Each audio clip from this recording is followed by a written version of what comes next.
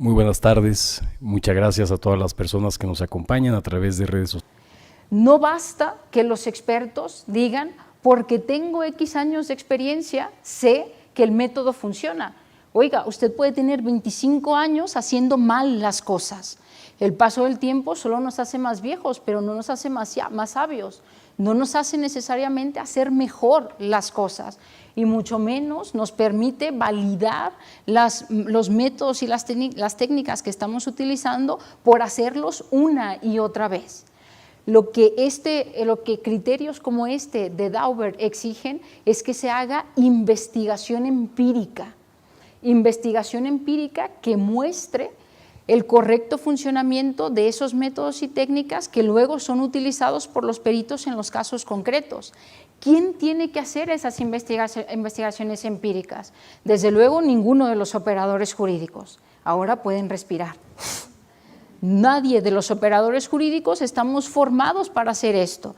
¿Quién tiene que hacerlo? Los propios expertos, las comunidades expertas son las que tienen que hacer la investigación adecuada para demostrar, más allá de teóricamente cómo supuestamente funcionan los métodos y las técnicas que se utilizan, cómo realmente están funcionando. Desgraciadamente, todavía en nuestro país encontramos informes periciales de 20 páginas, donde 10 páginas son de bibliografía, 12 páginas son de bibliografía que solo nos habla sobre cómo teóricamente funciona un método, cómo dice un experto o un supuesto experto que funciona el método que ese perito está utilizando para el caso concreto. Pero no tenemos la inmensa mayoría de las veces información empírica que nos muestre cómo de hecho funcionan los métodos y las técnicas. Ojo, estamos hablando de que esa información empírica la obtenemos más allá de un proceso judicial concreto. Estamos hablando de que deberíamos, antes de utilizar esos métodos o técnicas en un proceso judicial o en los procesos judiciales, tener esa información, saber que efectivamente funcionan esos métodos y esas técnicas. Sobre eso precisamente va este informe conocido como el PCAST. El PCAST es un informe del 2016, pero antes hay un informe del 2009. Estos dos informes van precisamente sobre esto, y cuál es la información empírica que tenemos, que hay en la comunidad experta para justificar al mundo jurídico, y al mundo jurídico quiere decir jueces y juezas, pero también a los abogados, a utilizar las ciencias forenses, los métodos y las técnicas que se están utilizando exclusivamente en las ciencias forenses. Ahora vamos a delimitar un poco a partir de aquí el tema y vamos a empezar a hablar de las ciencias forenses. ¿Por qué el interés en las ciencias forenses? Por muchas razones, entre otras, primero, porque las ciencias forenses son algo muy novedoso actualmente, son algo que no existía. Por supuesto que la medicina, la psicología, la antropología, otro tipo de áreas de conocimiento que se utilizan también en el proceso judicial, pues tienen una larga historia. Podría también, pese a esa larga historia, haber métodos y técnicas que todavía no están validados, pero es que las ciencias forenses son muy modernas. Estamos hablando en general de aplicaciones que vienen de otras áreas que han sido utilizadas para otras cosas y ahora las están utilizando en el proceso judicial, o bien de desarrollos que han sido hechos solo para el proceso judicial.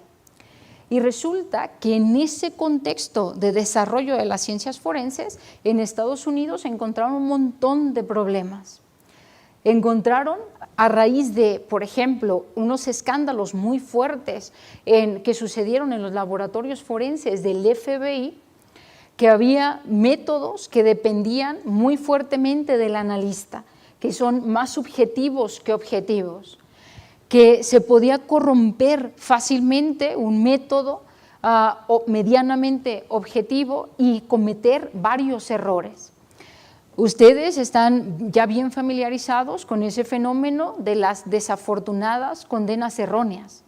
En Estados Unidos hace tiempo que están los llamados Innocence Project, Los Innocence Project han permitido afortunadamente dejar en libertad a personas que, siendo inocentes, habían pasado muchos años en la cárcel. Una de las causas de esas condenas erróneas han sido precisamente las ciencias forenses. Han sido que se han utilizado pruebas periciales que no están bien fundadas, métodos o técnicas que son absolutamente inadecuados porque no miden lo que pretenden medir, porque no son válidos o porque se les ha atribuido un valor probatorio muchísimo mayor de lo que en realidad científicamente pueden demostrar. Hubo mucho escándalo en torno a todo esto, en torno a varias condenas erróneas que escandalizaron al país, que escandalizaron a Estados Unidos. Y en la presidencia de Barack Obama dijo, esto no puede seguir así. Tenemos que analizar cuál es la situación de la ciencia forense y tenemos que decidir cuáles de esos métodos y de esas técnicas que están siendo utilizados por nuestros laboratorios y claramente financiados por el gobierno son los que se pueden seguir utilizando y cuáles hay que desechar. Y de ahí vienen esos dos informes.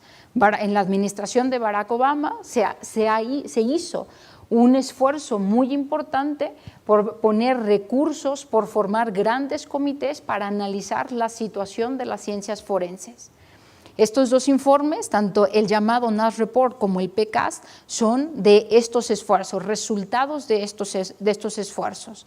El primero entonces es el 2009 y se conoce como Nash Report porque fue realizado por la National Academy of Science.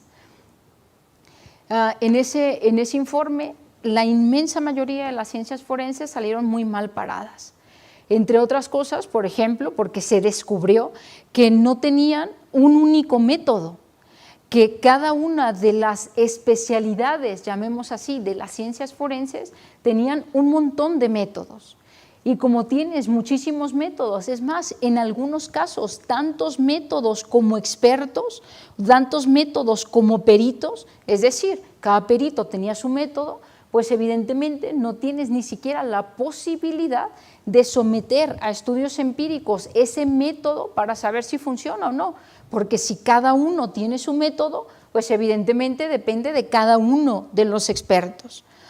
Ese informe del 2009 entonces fue un parteaguas en cómo se empezó a pensar en las ciencias forenses, en las dudas que empezaron a emerger en la cultura jurídica en general sobre la calidad de las ciencias forenses y la posibilidad de que fueran usadas en los procesos judiciales.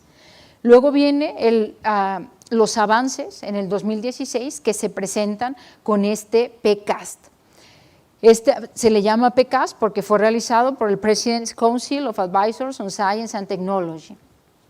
Este informe es un avance o da cuenta de lo que se hizo desde el 2009 al 2016, porque una vez que se tuvieron los resultados de cuál era el estado de cosas en el 2009, evidentemente se empezó a invertir mucho para mejorar la situación de las ciencias forenses, para ayudar a tener más objetividad, más validez, más fiabilidad en los métodos y las técnicas que en Estados Unidos se estaban utilizando en los procesos judiciales.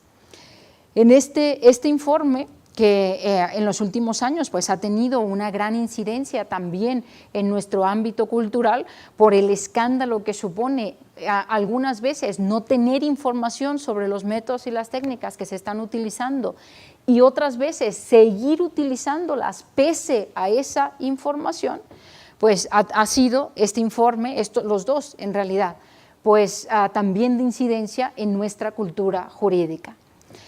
Los dos informes se pueden encontrar de una manera muy fácil en internet, en cualquier buscador, si ponen el título de cualquiera de ellos, son de acceso abierto. Nosotros en Girona tenemos una revista que se llama Quaestio Facti, Revista Internacional de Razonamiento Probatorio, y nos dimos a la tarea de traducir este segundo informe, el del PCAST. Así que este segundo también lo pueden encontrar en castellano.